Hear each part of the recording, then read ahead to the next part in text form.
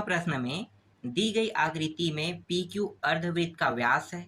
यदि कोण P Q R बराबर 60 अंश तथा कोण एस पी आर बराबर 40 अंश हो तो कोण क्यू पी आर और कोण पी आर एस का मान ज्ञात कीजिए। तो यहाँ पे देखो आपको एक चित्र दिखाई दे रहा है, ठीक है। इस चित्र के बारे में मैं आपको थोड़ी देर बाद बताऊंगा, पहले जो दिया है उसको लिख लेते हैं। तो क्या क्या दिया है?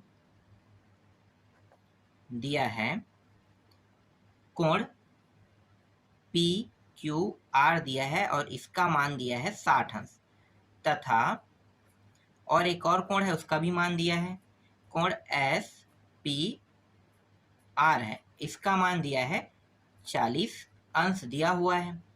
अब मैं आपको चित्र को बताता हूं, क्योंकि बिना चित्र के मैं आपको अच्छे से समझा नहीं पाऊंगा। तो चित्र को देखो और समझो। यहाँ पे देखो ये क्या है, ये एक अर्धवृत्त है, पूरा वृत्त नहीं है, अर्धवृत्त है। पूरा वृत्त कब होता? जब आप इस तरह से, जैसे ये डॉट डॉट करके मैं अभी बना रहा हूं, इस तरह से होता तो ये पूरा वृत्त होता। तो ये तो आधा वृत्त है, तो आधा वृत्त है तो इसका व्यास क्या है? P और Q इसका व्यास है। और इस P और Q व्यास के द्वारा, ठीक है, इस P और Q व्यास जो है इसके द्वारा क्या है, एक चतुर्भुज का निर्माण हुआ है। तो देखो चतुर्भुज का निर्माण, तो पी क्यू आर एस क्या बना है? एक चतुर्भुज बना है। इस चतुर्भुज में एक विकर्ण है, विकर्ण रेखा है P और R है। P और R जो रेखा है ये क्या है? विकर्ण है। ये जो P R रेखा है इस चतुर्भुज को दो हिस्सों में डिवाइड करता है। तो दो त्रिभुज का निर्माण हुआ, एक त्रिभुज ये ऊपर वाला और एक त्रिभुज ये नीचे वाला, दो त्रिभुजों का निर्माण हुआ। तो इसमें प्रश्न जो पूछा है, कोणों का मान पूछा है ना, तो किन किन कोणों का मान पूछा है उसको मैं आपको बता देता हूं कि यहाँ पे इस वाले कोण का मान बताना है, पूरा नहीं ना, यहाँ पे पूरा नहीं पूछा है, बस इस वाले कोण का मान पूछा है, ज्ञात करने के लिए कहा है। और यहाँ पे एक 40 ऊपर वाला तो आ गया है, लेकिन पूछा है ये जो नीचे में है ना, दूसरे वाले त्रिभुज है, इसके कोण का मान बस इतने का ही मान पूछा है, तो ज्ञात करके बताना है। तो इसके लिए मैं कौन कौन से तरीके का उपयोग कर सकता हूं ये मैं आपको अब बताने वाला हूं। तो देखो यहाँ पे सबसे पहले मैं चक्री चतुर्भुज का नियम लगाऊंगा। तो पी क्यू आर एस क्या है? एक चतुर्भुज है। तो लिखो पी क्यू आर एस से, पी क्यू आर एस क्या है? एक चतुर्भुज है, ठीक है, चक्री चतुर्भुज है। तो पी क्यू आर एस अगर चतुर्भुज को देखा जाए तो ये जो क्यू वाला मान है इसके कोण का मान दिया है, कितना दिया? 60 तो दिया है। तो इसके सामने कौन सा कोण है भाई? तो इसके सामने मतलब सम्मुख कोण, तो सम्मुख कोण है ये वाला। जब यहां से मैं देखूंगा तो ये क्या होगा? इसके सामने, मतलब यही विकर्ण बनेगा ना, तो जो विकर्ण बनाता है ना वो उसके सम्मुख होता है। तो विकर्ण ये बनाएगा एस और क्यू, एक विकर्ण रेखा अगर मैं इस पे खींच सकता हूं इसका मतलब ये एक दूसरे के सामने है। तो इसके सम्मुख कोण कौन है? एस कोण है। और सम्मुख कोण जो भी होता है चक्री चतुर्भुज में, उन दोनों का योग होता है 180। तो यहां पे लिखो चक्री चतुर्भुज में,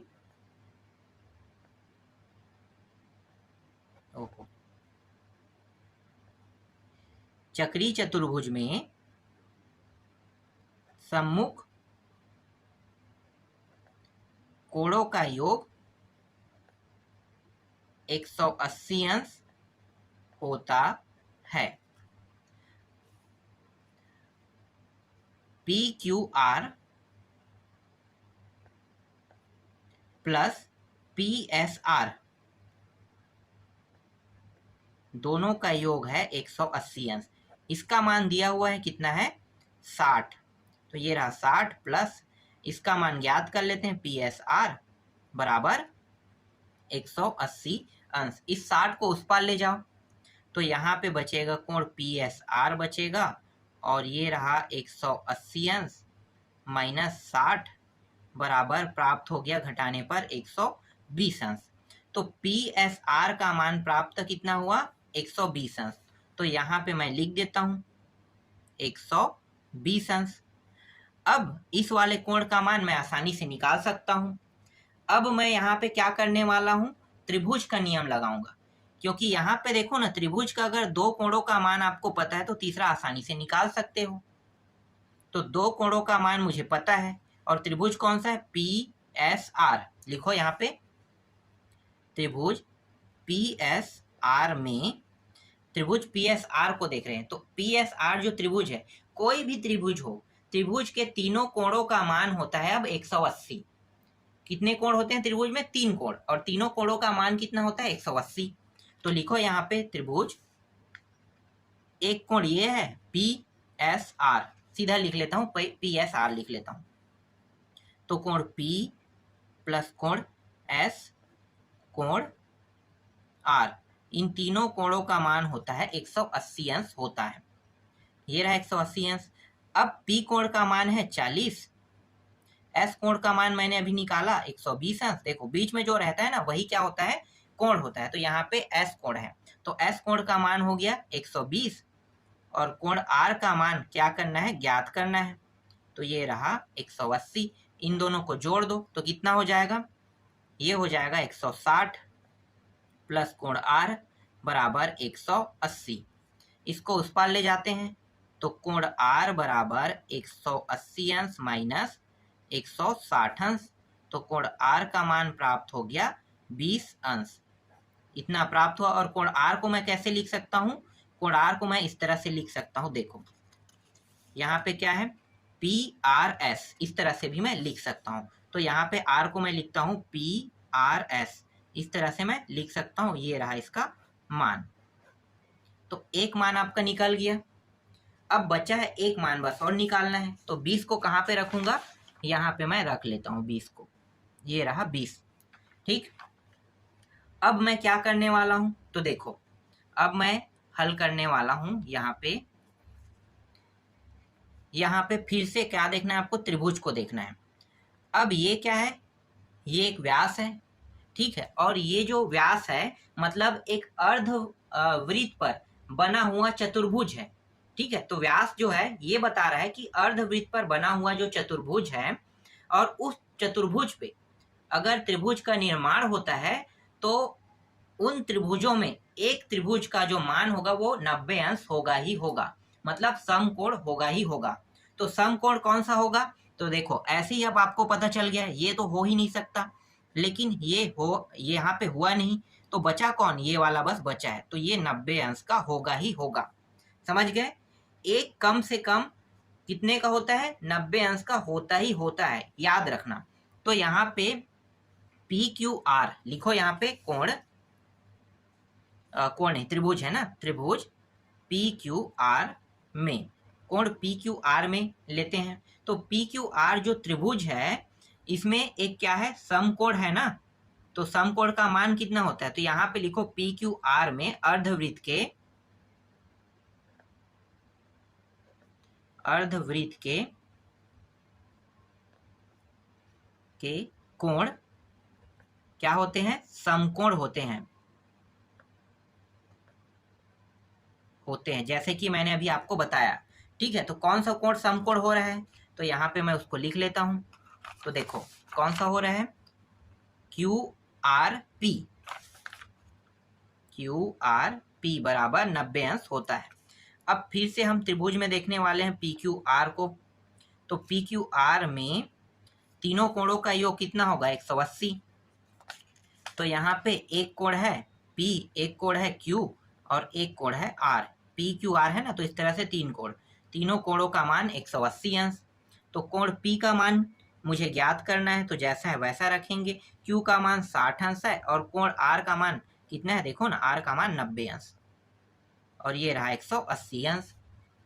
जोड़ दो इन दोनों को, तो जोड़ने पर ये प्राप्त हो रहा है 150, और ये रहा 180 अंश। इसको इस पार ले जाते हैं, तो कोण P बस बचेगा यहाँ पे 180 अंश माइनस 150 अंश। तो कोण P बराबर, घटा दो तो कितना प्राप्त हो गया? 30 अंश प्राप्त हो गया।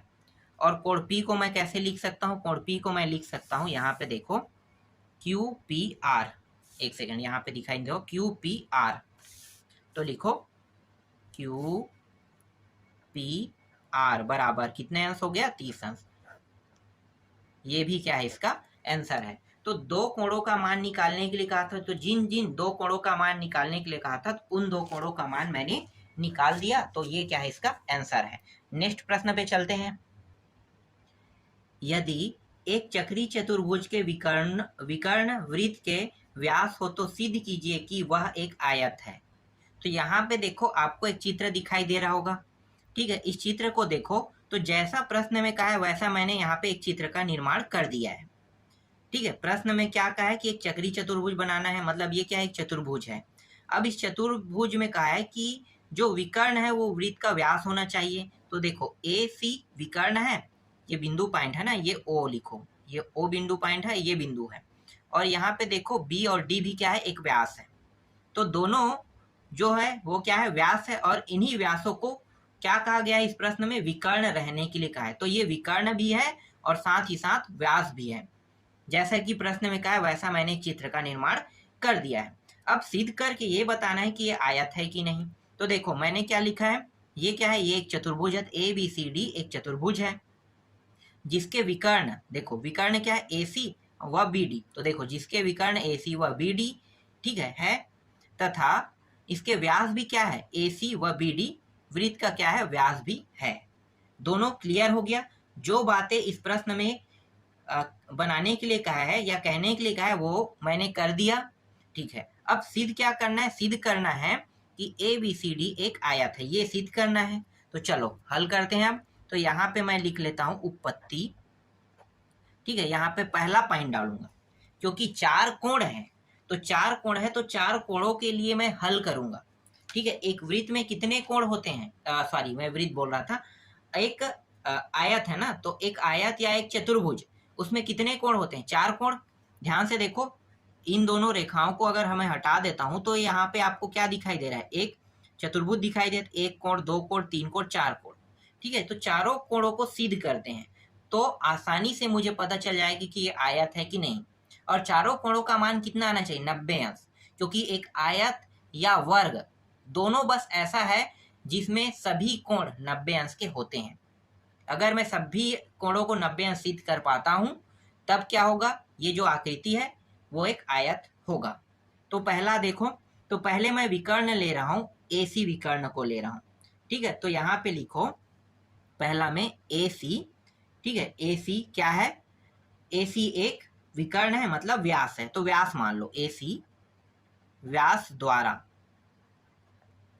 एसी व्यास द्वारा बिंदु डी पर, बिंदु डी पर क्या कर रहे हैं, बिंदु डी पर एक चाप काटा है ना, तो चाप काटा, चाप यहाँ पे काटा। तो चाप काटते हैं तो एडीसी, एडीसी कोण का निर्माण होगा, बिल्कुल होगा, एडीसी कोण का निर्माण होगा। तो यहाँ पे लिखो कोण एडीसी। और ये जो एडीसी कोण का निर्माण हो रहा है ये क्या है, ये एक 90 अंश का कोण है। 90 अंश का कोण क्यों है, क्योंकि मैंने आपको पहले वाले प्रश्न में बताया था, इससे पहले वाले में, कि अगर अर्धवृत्त, ठीक है, अर्धवृत्त के कोण क्या होते हैं, समकोण होते हैं। तो देखो ना भाई, ये क्या है, ये व्यास है, व्यास है मतलब ये आधा वृत्त है, आधा हिस्सा ये नीचे, आधा हिस्सा ऊपर है। तो इसके द्वारा जो भी त्रिभुज का निर्माण करेगा उस त्रिभुज के एक कोण का मान कितना होगा, यहाँ से यहाँ जो कोण बनेगा इसका मान होगा 90 अंश, मतलब समकोण होगा ही होगा। तो ये क्या है, एक वह अर्धवृत्त पर बना हुआ क्या है, कोण है। तो कोण का मान कितना होगा, 90 अंश होगा। तो यहाँ पे मैं बता देता हूं, यहाँ पे लिख दो अर्धवृत्त पर बना कोण क्या होता है, समकोण। एक कोण कम से कम क्या होगा, समकोण होगा, ठीक है। तो समकोण होते हैं। पहला पॉइंट में क्लियर हो गया, 90 अंश आ गया। दूसरा कोण निकाल के देखते हैं, ठीक है। दूसरा कोण एसी, यही एसी व्यास के द्वारा ही बनाएगा ना, एसी व्यास द्वारा। इस बार जो बिंदु पॉइंट रहेगा वो दूसरा रहेगा। इस बार बिंदु पॉइंट देखो, AC व्यास है और इसका बिंदु पॉइंट क्या है, B है। तो AC व्यास का बिंदु पॉइंट B पर चाप काटा। ठीक है, चापा मैंने उसमें लिख दिया है, ये चाप है। ठीक है, चाप काटा। तो इसका जो कोण है, कोण को देखो, तो ABC कोण, तो ABC ये भी 90 अंश का होगा। क्यों 90 अंश का होगा? क्योंकि अर्धवृत्त पर बना कोण क्या होता है, समकोण होते हैं। डेफिनेटली समकोण होगा। ये नीचे हिस्सा है इसका, तो नीचे हिस्सा में भी कोण बनेगा, वो भी तो समकोण होगा ना। तो यहाँ भी समकोण होगा, तो सेम दूसरा भी 90 आ गया। तीसरा कोण निकालते हैं। अब क्या करूंगा, व्यास को चेंज करूंगा। इस बार व्यास कौन रहेगा, BD रहेगा। देखो BD व्यास, तो यहाँ पे लिखो BD व्यास द्वारा, ठीक है, बिंदु A पर चाप काटा। तो देखो इसके द्वारा यहाँ पे चाप काट रहे हैं, तो चाप काट रहे हैं तो यहाँ के कोण का मान कितना होगा, यहाँ का कोण का मान भी वही होगा। क्योंकि अब ये अगर व्यास बनता है तो ये क्या होगा, ये व्यास बन रहा है, तो ये वाला हिस्सा आधा वृत्त हो गया और ये वाला हिस्सा आधा वृत्त हो गया। यहाँ भी वही नियम लागू हो रहा है, बिल्कुल हो रहा है। तो ये भी कितने अंश का होगा, 90 अंश का। तो BAD भी कितना होगा, यहाँ पे लिखो कोण BAD बराबर 90 अंश का। और 90 अंश का नियम वही है, अर्धवृत्त पर बना कोण क्या होता है, समकोण होता है। चौथा देखो, चौथा फिर से BD व्यास पर ही लेंगे, व्यास द्वारा, ठीक है। इस बार बिंदु पॉइंट बस चेंज होगा, बिंदु पॉइंट C रहेगा, C पर चाप काटा। ठीक है, तो बिंदु C पर चाप काटते हैं। देखो BD क्या है, ये व्यास है और इसके द्वारा ये वाला चाप काटे हैं। तो ये आधा वृत्त ये वाला था और ये वाला हिस्सा भी आधा वृत्त है, तो सेम नियम यहाँ भी लागू होगा। BCD लिखो, कोण BCD बराबर कितना होगा, 90 अंश, ये भी आएगा। अब देखो चारों पॉइंट ये सिद्ध कर रहा है कि सभी कोणों का मान कितना आ रहा है, 90 अंश आ रहा है। इसका मतलब क्या है, इसका मतलब ये है कि चतुर्भुज ABCD CD के चारों कोणों का मान कितना प्राप्त हो रहा है, 90 अंश प्राप्त हो रहा है। इसलिए ABCD एक आयत है। सिद्ध हो गया, तो यहाँ पे आप अंत में लिख सकते हो, सिद्ध हुआ, इस तरह से।